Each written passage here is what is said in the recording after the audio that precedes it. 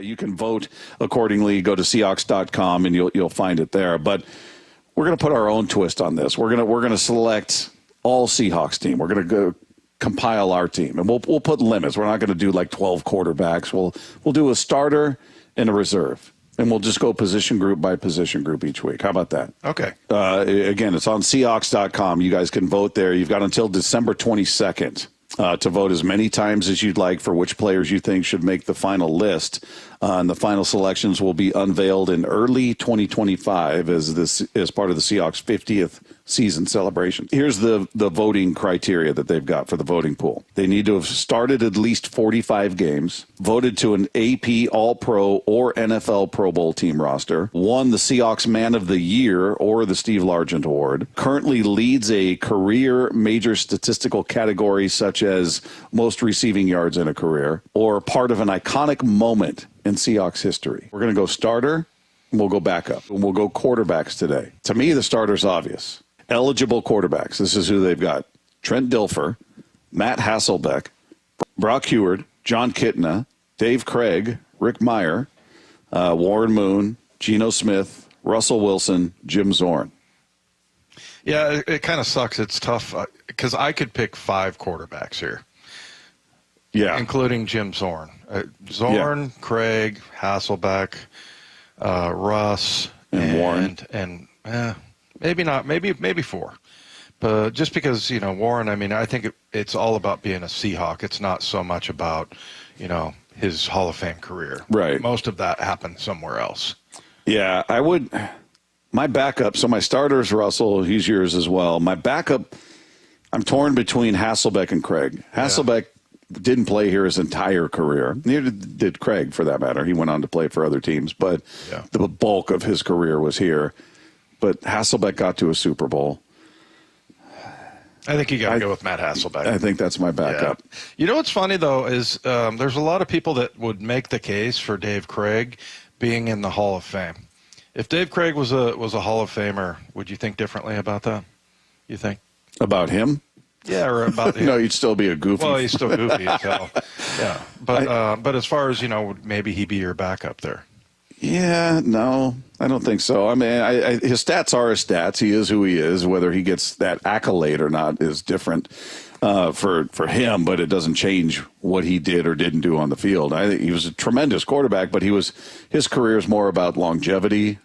He wasn't putting up the silly numbers every year, and you can't really, had he caught Deion Sanders after that pick, then I would have him as my backup. Yeah, he wasn't even close to that. Don't worry about that. Yeah, and also the numbers just weren't as good for, and I bring this up all the time, if you go back and look at, how the rules were and everything, if you threw, 27 touchdowns and 20 interceptions, you're like, oh, that's a pretty good year. Yeah. And you were 53% completion percentage. That was good back then. So now all of a sudden, you're getting guys that are actually in the 70s, and that just tells you, number one, how good some of these receivers are, these great athletes. And I feel like that's the easiest, development. Everybody wants to go out and catch a ball, right? Mm-hmm. And you get these kids that go to the flag football camps and everything. But then also what comes with that, because it's such an exciting part of the game, is the penalties. All of the penalties that, you can't touch them, you can't jam them after 5 yards, things like that. So, yeah, I think that's kind of the passing game has evolved in general. It is crazy to go back and look at completion percentages for some of the greats, like Terry Bradshaw. You and I were looking at them one day, just kind of going through them, and they're all in the mid to low 50s. Yep. Mid to low 50s, you're benched now. Yeah. If Elway, same thing. I think Montana was maybe 61% or something. Just remember, I never even had thought about that, when I was playing and with Dave, and, I never looked at the completion percentage or anything like that. And really the guy that I think brought it home was Holmgren. I remember him saying, look, in this offense, we need to be 65% completion percentage. And that's what Hasselbeck was. He was really good. And, went back and looked at him like, I wonder what Dave Craig was. Oh, not great. Yeah. So, compared to now, but it was good compared to back then. Now, are there any quarterbacks you thought, I know they've got their criteria, so guys were on this list or not on it based on that criteria. But you start thinking about other quarterbacks, like, you had your guy Dan McGuire, you had Seneca Wallace, you had Tavares Jackson, you had John Freese, you had Kemp, Jeff Kemp, Gelbaugh, Stan Gelbaugh. Who else? So what do you? I'm just trying to think of other quarterbacks that were part of this history that maybe you'd ever think about. Like, he was good. He was maybe I'd think about him as a backup. But Sean Salisbury, Charlie Whitehurst, of course, Charlie Whitehurst, Gail Gilbert. He was the guy that dubbed me Y Monster. Started calling me that nickname. Oh, really? I got and I got lots of teammates that's what they call me now, or still. But yeah, he was a good backup, a guy from Cal. Yeah, did he had a pretty good arm, didn't he? Was he number 7? Yes, he was. I don't know why I remember that. Yeah. I don't remember numbers of guys that play now. I remember Gail Gilbert. But yeah, and then Sean Salisbury, who may be one of my favorite teammates of all time. And that, he went on, later in his career, and I know that when I was with Denver, he came in with Minnesota. He threw for like 400 yards on us. So he was, he was a pretty good player.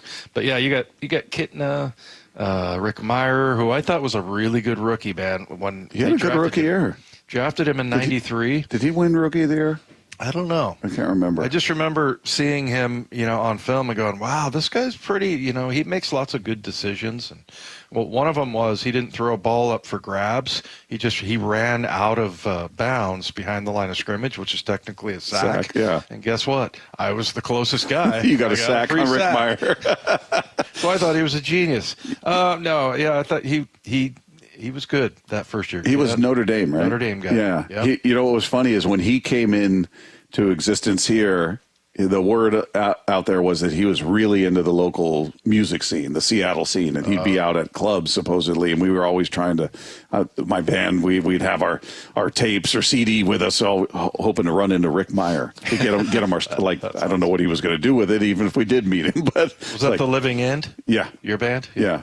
We were trying to see if we could get word on where Rick Meyer was going to go see a show and get him our stuff. You can cast your vote accordingly. That's all we're saying. So check that out. We'll do that each week. Take a look at a different position group. But Dave and I both going with the quarterbacks today, going with Russell as our starter. And are you going Hasselbeck as well? Yeah. So we're both going with Hasselbeck as our backup. But we're just sticking with 2 quarterbacks. You can vote for as many as you want. I'm going to change. Are you? Because if Dave Craig hears about this, I'll never hear the end of it. It'll be so annoying. Also, the one thing is, let me ask you this. Do you think that Matt Hasselbeck would be a Hall of Fame candidate? I don't think so. I don't really. We talk about this all the time with stats in football. It's a game that's not built on stats. They don't have those markers like they have in baseball. And even those are going to change. But for pitchers, it was 300 wins. For hitters, it's 3,000 hits. It's 500 home runs. You had these markers. And football's weird. It just, you got guys that had very short careers like Gale Sayers who were in there, didn't amass a ton of, yards and all that, but he's in there versus somebody who's got twice as many yards who's not in there. It's a football Hall of Fame's a weird thing. So at first blush, if you just say Hasselbeck Hall of Famer, I'd say no. I think he was a very good quarterback. I don't think he was a Hall of Famer. But, I could make the case for Dave Craig because he threw for 38,000 yards in the NFL, 261 touchdowns, 261. So anyway, I'm gonna go back, and honestly, that is the way I would go now that I think about it. So you go Russell with Craig as the backup, and I'll go Russell with Hasselbeck as my backup.